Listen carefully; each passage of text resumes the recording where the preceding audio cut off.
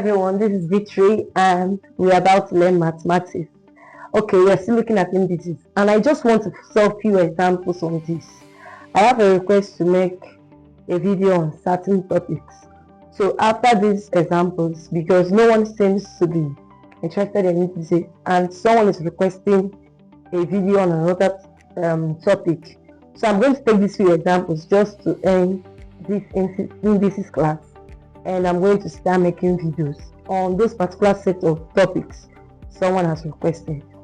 So back to this, we want to solve these few examples, and I want to illustrate few laws. We'll just see few laws here.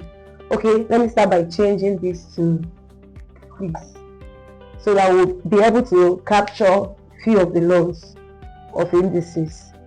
Now, remember in the last video, I said that if we're able to learn these laws of indices, that it will help us so much in solving examples on indices.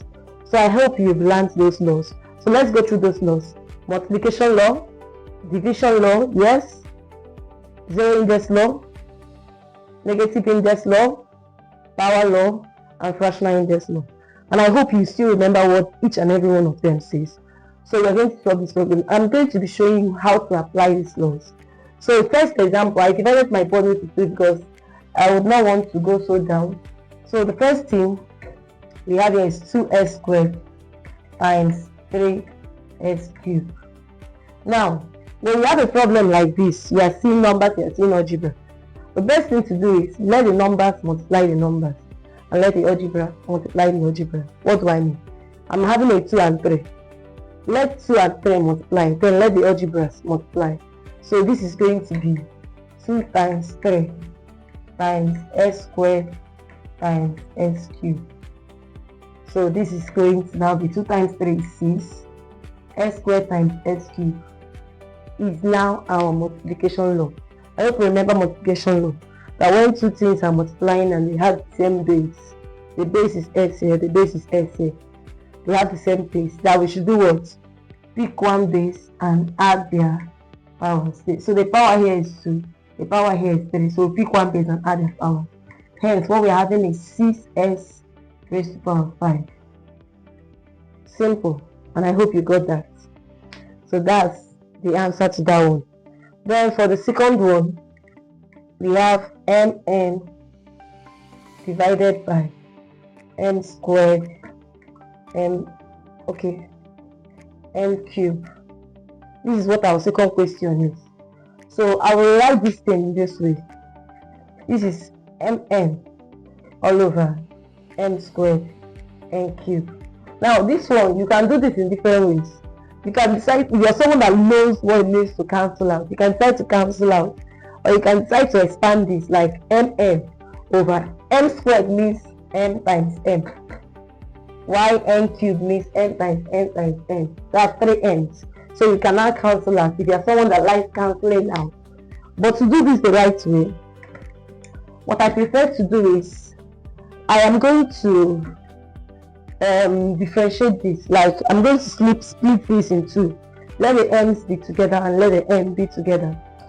The like terms, I'm going to use like terms now, the knowledge of like terms. Let the m's be together and let the n's be together. So this is going to be m divided by m squared.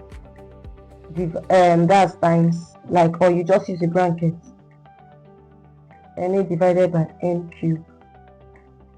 So this is division law, that when two things are dividing and they have the same base, that we should do what? The powers, subtract the powers. So this is m.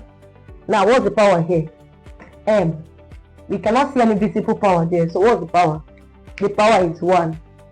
So that's 1 minus 2, because it's division law. And this one will now be n.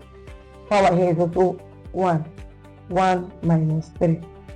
So what we are literally having here is m raised to the power minus 1, m raised to the power minus 2. So this is going to be giving me 1 over m raised n times 1 over n raised to the power 2.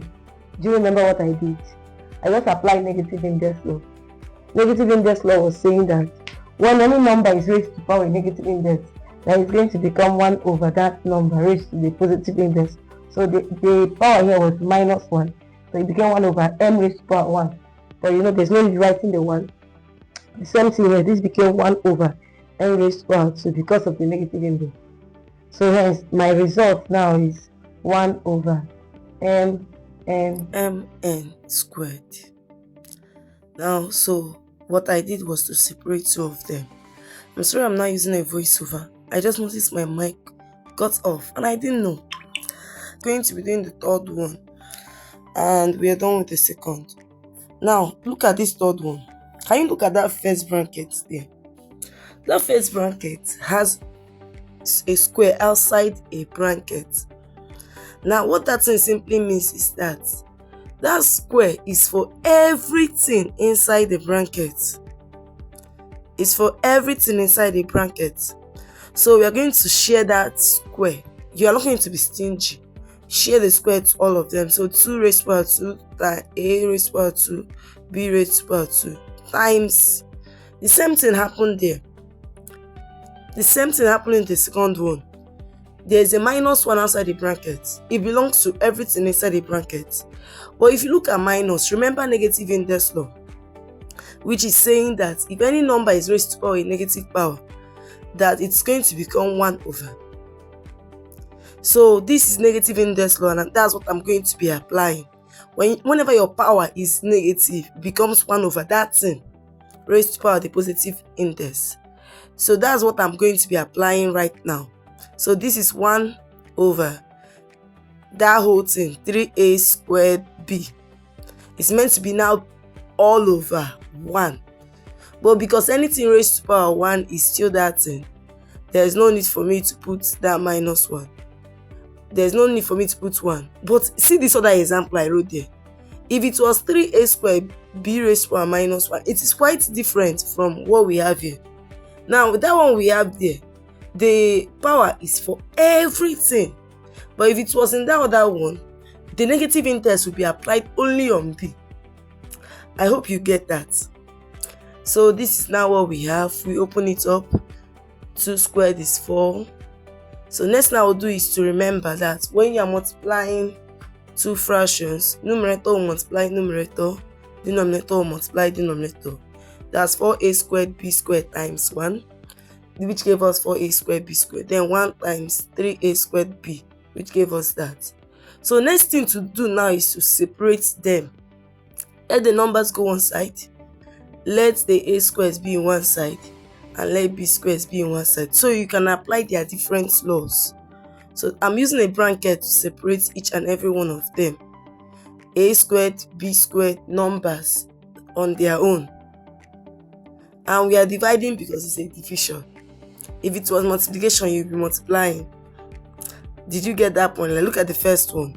When I separated them, I was still multiplying because it was multiplication. But here we are still dividing each of them, like a squared divided a squared, b squared divided b squared, because it's a division. So a squared divided by a squared, division law is saying that when the base is the same, we'll pick one base and subtract their powers. So that's why I wrote a raised to power 2 minus 2, and then b raised to power 2 minus 1, because the powers there are 2 and 1. So I'm sorry this board is not showing so well here. But what I wrote down there is a raised to power 0 and b raised to power 1, because 2 minus 2 is 0 and 2 minus 1 is 1. So our final answer, a raised to power 0 is 1. I hope we know that. So it becomes 1. The only thing surviving there is the b raised to power 1, which is b. So I'm having 4b over 3. Thank you so much for staying with me. If you have a question, drop it in the comment section and we are going to be handling that. I'm sorry for what happened now, and I just hope you have been following us. So we are going to be teaching another topic in the next video I am going to be making. I have a video request, and this is an SS1 topic. It was learned SS1. It was learned in SS1 first, then it was learned towards the ending. So if you know what topic that is, drop it in the comment section And if you are able to guess correct, you win a 500 naira airtime from me. So see you in our next class. And please engage our posts, like, share to your friends and your classmates, that's if you're a student, or to your world if they are students. And may the Lord bless us all. Thank you so much. I appreciate you staying with me. See you next time.